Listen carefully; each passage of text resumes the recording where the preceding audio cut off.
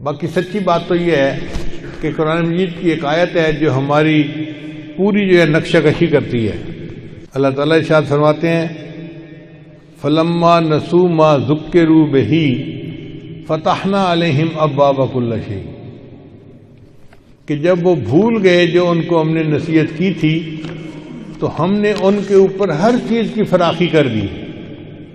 یعنی اللہ تعالیٰ نے پہلے تو نصیحت کی کہ بھئی نیکی کرو، دین کے اوپر قائم رہو، لیکن جب لوگوں نے اس چیز کو بھلا دیا تو اللہ فرماتے ہیں فتحنا علیہم ابواب کل شیء، ہم نے ہر چیز کے دروازے ان کے اوپر کھول دیے، حتی اذا فرحوا بما اوتوا، حتیٰ کہ وہ خوش ہو گئے کہ کیا رزق مل گیا، نعمتیں مل گئی، اخذناہم بغتۃ، تو پھر ہم نے ان کو اچانک پکڑ میں لے لیا۔ ہماری ہو بہو تصویر یہی ہے کہ اللہ تعالیٰ نے ہمیں اتنا دیا کہ ہر بندہ پیٹ بھر کے کھانا کھاتا تھا، سکون کی زندگی گزارتا تھا، مگر ہم نے اللہ کو بھلا دیا، دین کے احکام کو ہم نے ہلکا سمجھا، جس کا نتیجہ یہ نکلا کہ ہمارے اوپر اللہ نے عذاب بھیجا، اخذناہم بغتۃ والا۔ خدا نے آج تک اس قوم کی حالت نہیں بدلی، نہ ہو جس کو خیال آپ اپنی حالت کے بدلنے کا۔ ان اللہ لا یغیر ما بقوم حتی یغیروا ما بانفسہم۔ حدیث مبارکہ میں ہے کہ مومن کی 3 علامات ہوتی ہیں، منافق کی 3 علامات ہوتی ہیں۔ پہلی علامت جب بات کرے تو جھوٹ بولے،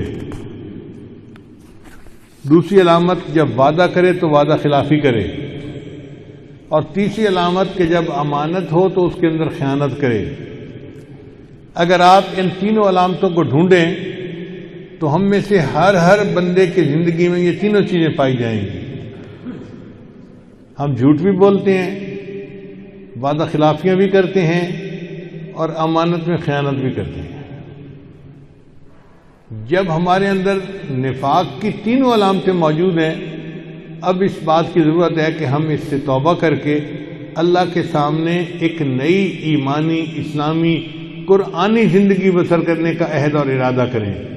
لہذا آج جمعے کے بیان کا خلاصہ یہی ہے کہ اللہ تو ہمارے پچھلے سب گناہوں کو معاف فرما اور آئندہ ہمیں نیکی کی زندگی گزارنے کی توفیق عطا فرما۔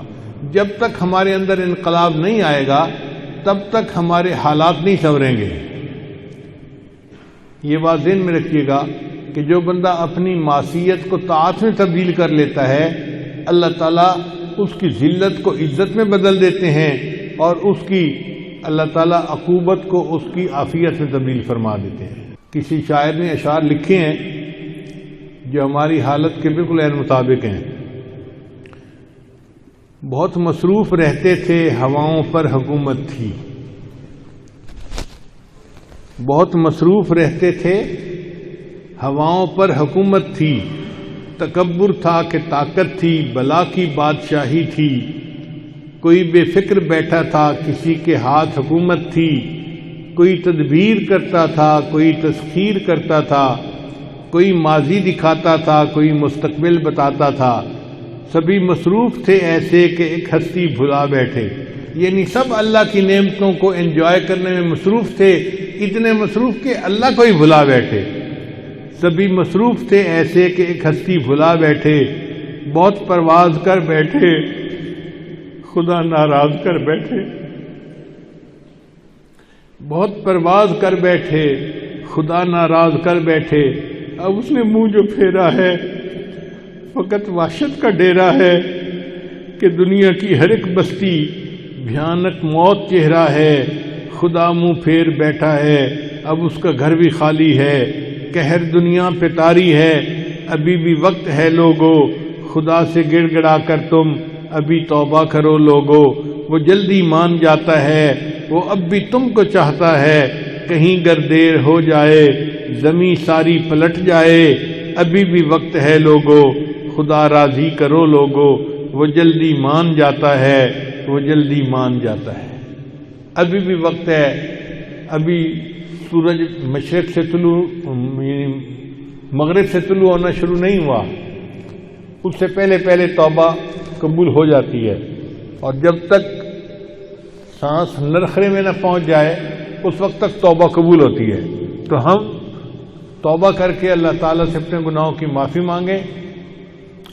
ہمیں اب بھی اللہ تعالیٰ کی ذات سے امید ہے کہ وہ ہمارے گناہوں کو معاف فرما دے گی اور ہمیں اس آزمائش سے اور عذاب سے اللہ تعالیٰ محفوظ فرمائیں گے.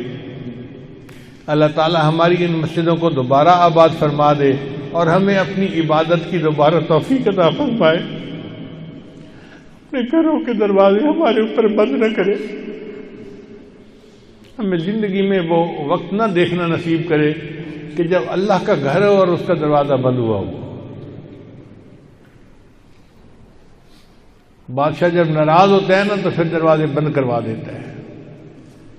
ہم بھی اٹھک بیٹھک کرنے والے لوگ تھے, تماشا بنایا ہوا تھا. اللہ نے کہا تمہاری اٹھک بیٹھک کی کوئی ضرورت نہیں, میں تالے لگوا دیتا ہوں, جاؤ اپنے گھروں میں جا کے بیٹھو.